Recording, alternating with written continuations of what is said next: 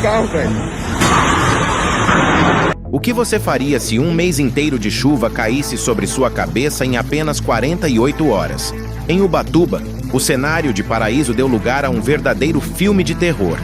Casas submersas, barcos naufragados e famílias fugindo com a água na cintura.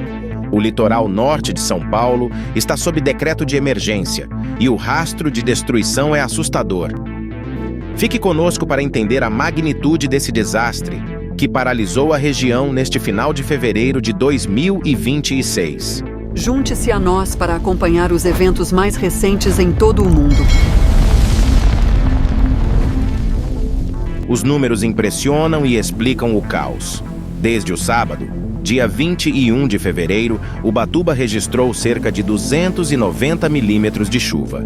Para você ter uma ideia, essa é a média histórica esperada para todo o mês de fevereiro, concentrada em apenas 2 dias. Bairro da Marafunda, essa aqui é a rua José Braz dos Santos. Não foi por falta de aviso. Olha como é que tá a rua. E aí vai falar que foi da chuva. Realmente muita chuva, mas tem pedido protocolado de morador pra vir acabar com isso aqui. Olha o que a gente teve que fazer pra água não entrar na nossa casa, tá? E aqui, ó, é Rua Antônio Pedro da Silva. Vamos lá, seguindo. É muita chuva, né? Só que falta infraestrutura, falta planejamento. A força da natureza não perdoou nem quem estava no mar. Durante o temporal de sábado, uma embarcação de pesca naufragou na região da Ponta Grossa. Infelizmente, o balanço é trágico. Das 5 pessoas a bordo, 3 foram resgatadas com vida, mas um pescador e um turista, ambos com cerca de 60 anos, acabaram perdendo a vida. É a face mais cruel dessa tempestade que ainda não deu trégua. Em terra firme, a situação é de desespero. Cerca de 400 residências foram invadidas pelas águas. Bairros como Ipiranguinha, Marafunda e Sesmarias viraram extensões do mar.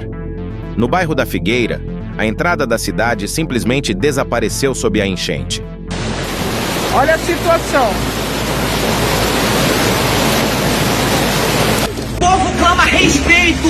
A gente está cansado dessa bagunça. Toda vez é isso. É muita falácia e pouca atitude. A gente quer mudança. Não pode cair uma água do céu que a gente fica assim, ó, ilhado. E vocês aí que a gente acredita e vota, estão agora aí dentro dos condomínios fechados, né? Até o momento, 30 famílias precisaram abandonar seus lares às pressas. Enquanto 15 foram para casas de parentes, outras 15 estão abrigadas em hotéis na Lagoinha. A mobilidade também colapsou. A rodovia Oswaldo Cruz, a SP-125, foi interditada no quilômetro 81 devido à queda de barreiras. O solo, completamente encharcado, continua cedendo. Em Natividade da Serra, as equipes de busca trabalham incansavelmente para localizar Sérgio Luiz Cordeiro, de 67 anos, desaparecido após um deslizamento destruir parte de sua residência. Diante do cenário de calamidade, a prefeitura decretou situação de emergência. O governo do estado enviou ajuda humanitária urgente. 200 kits de dormitório, cestas básicas e itens de higiene tentam amenizar a dor de quem perdeu tudo. Um gabinete de crise foi montado para monitorar cada nuvem que se aproxima, pois a previsão ainda exige alerta máximo.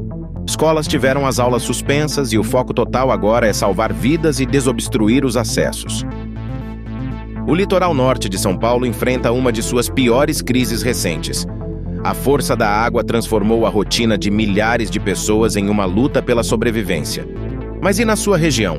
Você já presenciou uma mudança climática tão extrema assim?